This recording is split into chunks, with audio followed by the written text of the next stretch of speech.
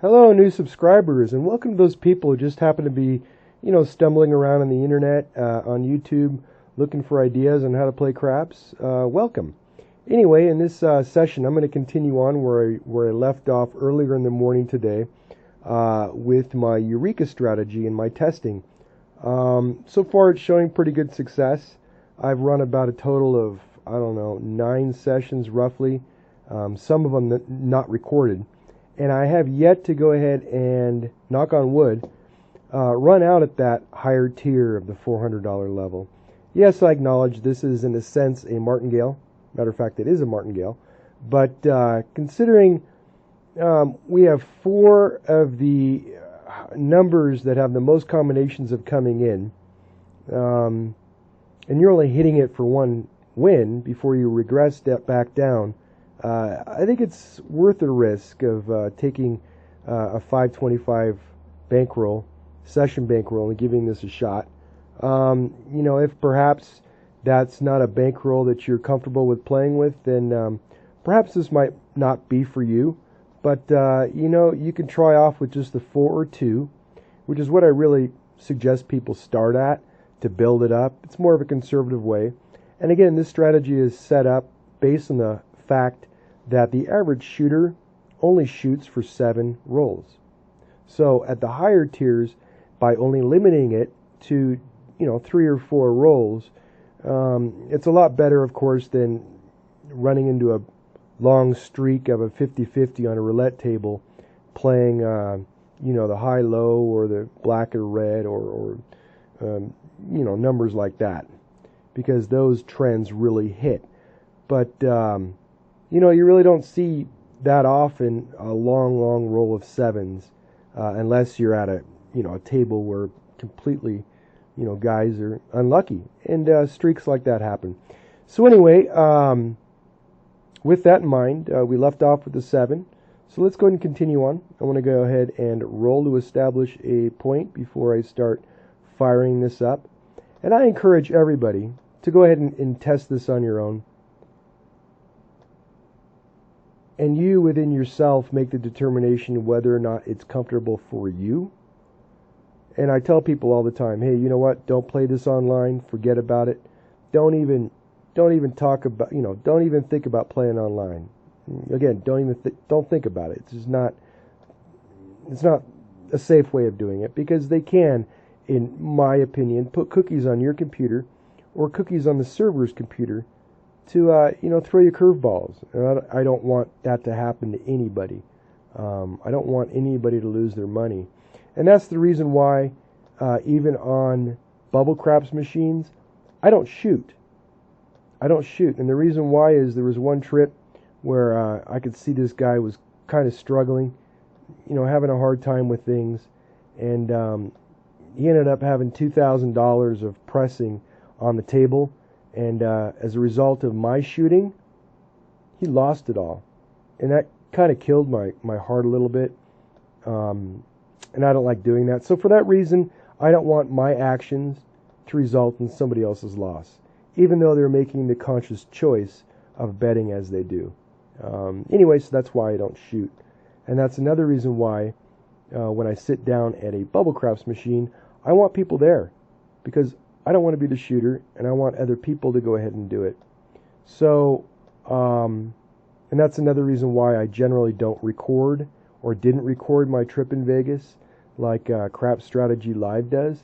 I have to play it. I can't do it alone. I feel uncomfortable with having a camera on with other people are playing, because it kind of, in my thought, it kind of perhaps distracts them and takes them out of the mental rhythm, if you will, of playing the game, knowing that they're being possibly recorded. And some casinos just don't even like it. So anyway, that's just my thought behind it, and I'm sticking to it. Anyway, I'm continuing on. I'm really waiting for more frequency when I'm at the higher tier. And I say that because I want to push this, and I want to see how often I actually run out of a session bankroll. And I have yet to do that.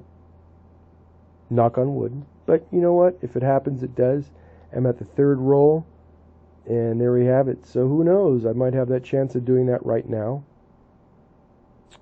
Knock on wood if that means anything. But I'm pretty confident so far. And if I were to lose it in the casino,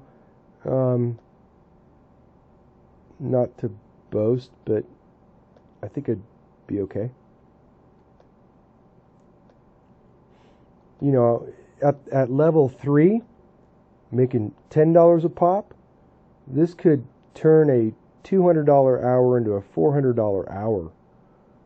If somebody, of course, has the bankroll of roughly, I don't know, 1,500 to go ahead and, push this. I know the bubble craps you can max out, I believe, at 2,000. So, you know what? If somebody's a high roller and really wants to have a high turnaround, if you will, of rolls versus a table, I could see this very viable. And that's why I prefer playing the bubble craps, just because I get more of a higher volume of play. And for me, I like this strategy because with me, I have to keep my life simple. I kind of mentioned in my past video that I look at the brain as like a holding storage area. And there are all these little boxes and stuff in there. And all these little boxes have information in them. And I think as we get older, I think the reason why people become forgetful is their boxes and their brains get full. So they're like, hey, where the hell did I put that? When they're trying to think of where they lost this or lost that, is because the boxes in their brain are full. It's kind of funny.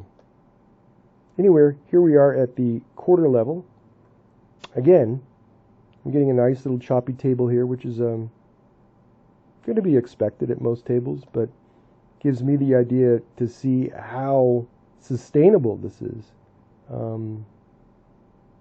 And with the butt pucker effect kicking in, it goes ahead and takes care of things. So with that in mind, I revert back down, or regress back down to my 5s. And in my thought on gambling, hey, you know what? The turtle wins the race. You know, no disrespect to those people at all that want to go ahead and press this and, hedge that and do this or that. That's their prerogative, and I wish them, all the luck in the world, and they're having fun doing it. So if they're having fun doing it, get her done, guys. But with me, again, with my brain, I just can't do that. I had a brain injury in the Marine Corps, and sometimes there's just certain things I can't do, which is cool. That level, I'm going to bump it up to my 25s.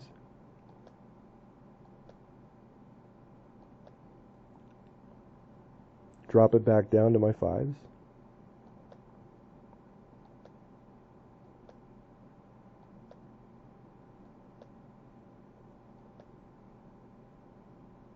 And good, it's turning into a nice little choppy table. This is exactly what I want to see in my testing.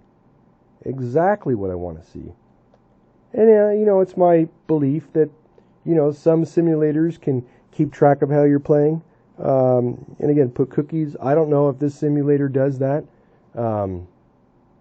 It seems like it's pretty consistent because, you're going to have your hot shooters and your cold shooters, or a table where you go to it and it's 7ing out and you're just itching to get on the DP, start playing, the DP and the DC. But so far this is sustaining things pretty well. Again, my purpose of doing all these transparently for everybody to see is to, keep track, of course, of how many full losing sessions I'm going to have. Because that's going to give me an idea of the risk factor, of course. Oh, what level was I on? Oh, shit. What level was I on? I can't remember. I'll just go ahead and fire this up. Clear it out. And I'm at the 10-minute mark right now. So I'm going to go ahead and stay consistent with my channel name. And anyway, I'm going to continue on, and I'm going to hope this session doesn't clear out, or I accidentally don't close the window so I can continue on, again, for full transparency. But anyway, I hope this finds you guys well. Hope you guys are having a good day, and I hope you guys have a better tomorrow. All right, guys, take it easy.